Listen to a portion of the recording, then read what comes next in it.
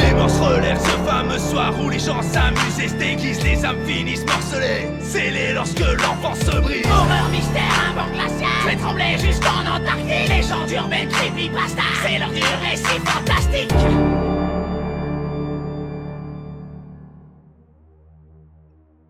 Afin de me protéger en cas de représailles, tous les noms mentionnés dans cette histoire ont été modifiés. J'étais membre d'une communauté en ligne où l'on discutait beaucoup de jeux. Je jouais à plusieurs types de jeux. Je suis tombé sous le charme des jeux de réalité alternative, les ARG. Il ne faut pas considérer que vous jouez à un jeu lorsque vous vous plongez dans un ARG qui se déroule dans votre vie réelle. L'idée était incroyablement surréaliste. Un ami m'a confié qu'il avait vécu un ARG intense qu'il avait découvert par hasard sur un chat. Il a affirmé que les joueurs étaient très motivés. Il en a beaucoup parlé, mais sans jamais vraiment s'étaler sur le sujet. J'ai intégré ce fameux réseau et j'ai commencé à échanger avec certains joueurs.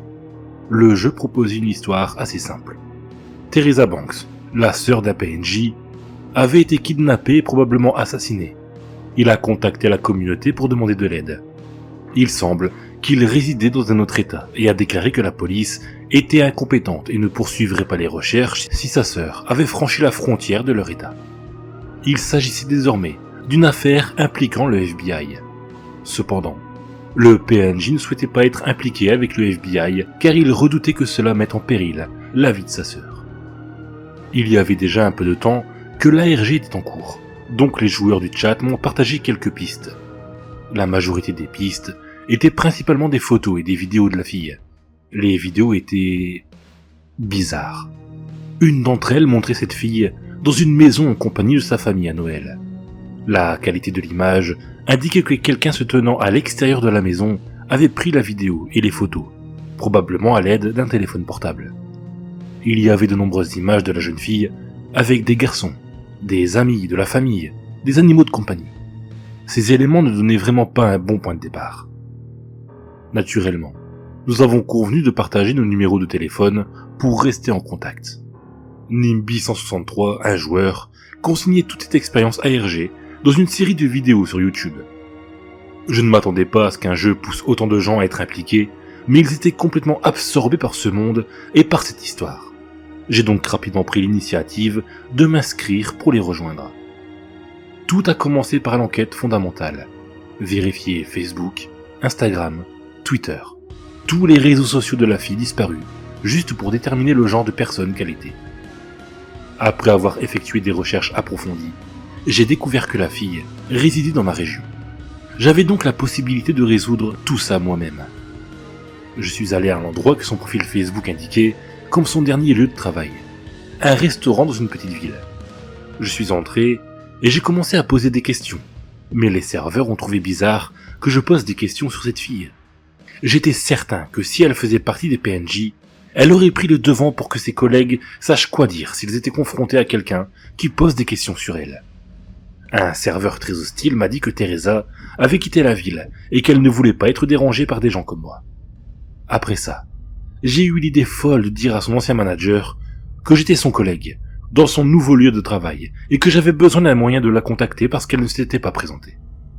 En étant très persuasif, et surtout un menteur exceptionnel, j'ai réussi à le persuader de me donner son numéro de téléphone. Il m'a quand même fait savoir qu'il n'était pas certain qu'il soit toujours valide. J'ai partagé avec le groupe la manière dont j'avais mené mes investigations cette nuit-là, et je leur ai transmis les premiers résultats de mes recherches. Ils étaient tous extrêmement satisfaits du travail que j'avais accompli, et m'ont demandé de poursuivre. Ils m'ont demandé de partager le numéro pour qu'ils puissent également effectuer des recherches. C'est pourquoi j'ai affiché le numéro sur le chat. Par la suite, j'ai reçu un message privé de l'un des membres, le fameux Nimby163. Nimby m'a demandé de faire preuve de prudence en essayant de joindre directement Teresa, car elle était en danger. Il redoutait que ses ravisseurs la surveillent de près et qu'ils découvrent que des gens la recherchaient. Elle serait alors encore plus menacée. Il m'a raconté cette longue histoire sur la manière dont il avait découvert que Teresa appartenait à une secte. Nimby et moi avions convenu que contacter directement Teresa pourrait la mettre en danger. C'est pourquoi j'ai choisi de ne pas appeler le numéro de téléphone. Après mûre réflexion, j'ai décidé de faire une recherche inversée sur le net pour savoir à qui appartenait le numéro de téléphone. J'ai appris que le numéro appartenait à une femme connue sous le nom de Maddie Ferguson. J'avais même reçu une adresse grâce aux pages blanches. J'ai pris la décision de prendre mon appareil photo pour surveiller la maison de Maddie Ferguson. J'ai pris ma voiture pour me rendre à l'adresse. Je suis tombé sur un terrain vague qui abritait plusieurs caravanes juste à l'extérieur de la ville. J'ai repéré la caravane de Maddie, je me suis garé en face et j'ai pris quelques photos. Ensuite, je suis parti rapidement. J'ai partagé mes photos sur le chat cette nuit-là et tous les joueurs étaient très enthousiastes. Il a été évoqué la possibilité que Teresa ait changé son nom pour se dissimuler nos serviteurs. Nous avons réalisé qu'elle avait dû s'échapper d'une manière ou d'une autre, mais nous devions la contacter pour nous assurer qu'elle était en sécurité et qu'elle le resterait jusqu'à la fin. J'ai remarqué que Nimby n'était pas en ligne ce soir-là. Un des joueurs m'a demandé de prendre contact avec Maddie et de poser des questions sur Teresa le lendemain. Si Maddie avait besoin d'aide, nous devions lui faire comprendre que nous voulions l'aider. En l'occurrence, surtout si Maddie était Teresa. Si Maddie n'était qu'une amie proche, il était tout aussi crucial que nous lui communiquions notre volonté d'aider Teresa.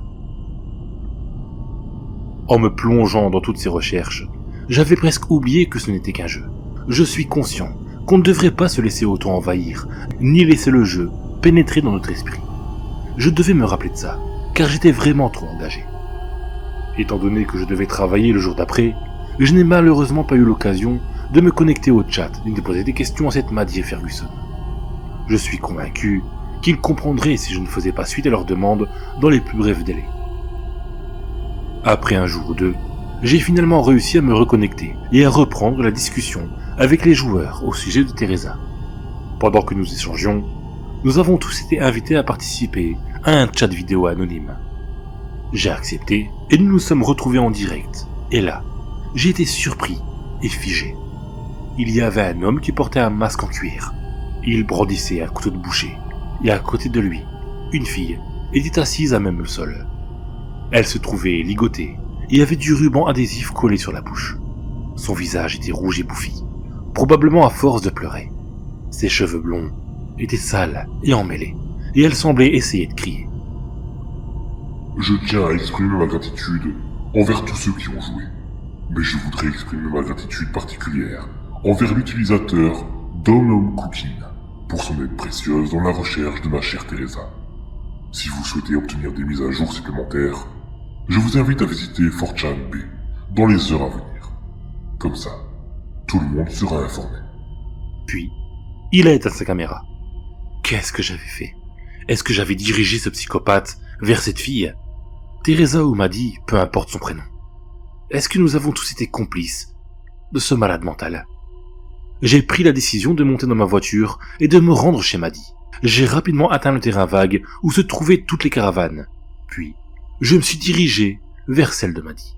J'ai vu une voiture de police garée devant, et des voisins, sûrement, étaient en train de parler à 2 policiers présents. Après avoir regagné ma voiture, j'ai utilisé mon téléphone portable pour me connecter sur le site que l'homme masqué nous avait donné. J'ai remarqué une image avec un texte à côté. Il y avait écrit « Pour mes joueurs préférés ». Et il semblait que c'était la photo d'une fille ligotée qu'on conduisait avec force à travers une forêt sombre. J'avais la possibilité de voir son dos, ses cheveux blonds, et un sentier sombre illuminé par le faisceau d'une lampe de téléphone portable. J'ai pu repérer les bois qui étaient à quelques pas. À mesure que les images défilaient, je me disais que la meilleure solution était de la signaler à la police. Je suis sorti de ma voiture en courant, et je me suis dirigé vers les policiers, qui se trouvaient à l'extérieur de la caravane. Je leur ai signalé que la fille sur la vidéo était en danger, et qu'elle se trouvait dans les bois voisins. À mon avis, les policiers ne comprenaient pas ce que je disais. Un des agents de police a pris la décision de rester avec moi et de prendre ma déclaration, pendant que l'autre se dirigeait vers les bois à la recherche de la fille. Je lui ai donné toutes les explications nécessaires. J'ai expliqué à l'ARG comment j'ai trouvé la fille et comment j'ai pratiquement conduit ce psychopathe jusqu'à elle. Il n'a pas semblé savoir ce qui se passait, mais a dit que j'avais agi en tant que complice d'un enlèvement. J'ai refusé qu'il prétende que j'étais simplement un criminel. À mes yeux, c'était comme un jeu et je ne savais pas que j'aidais ce psychopathe à retrouver cette jeune femme. Ensuite, Je lui ai présenté mon téléphone portable et lui ai demandé de dire à son coéquipier que le psychopathe actualisait chaque partie de l'ARG. Il lui suffit de se servir de son téléphone portable pour les localiser.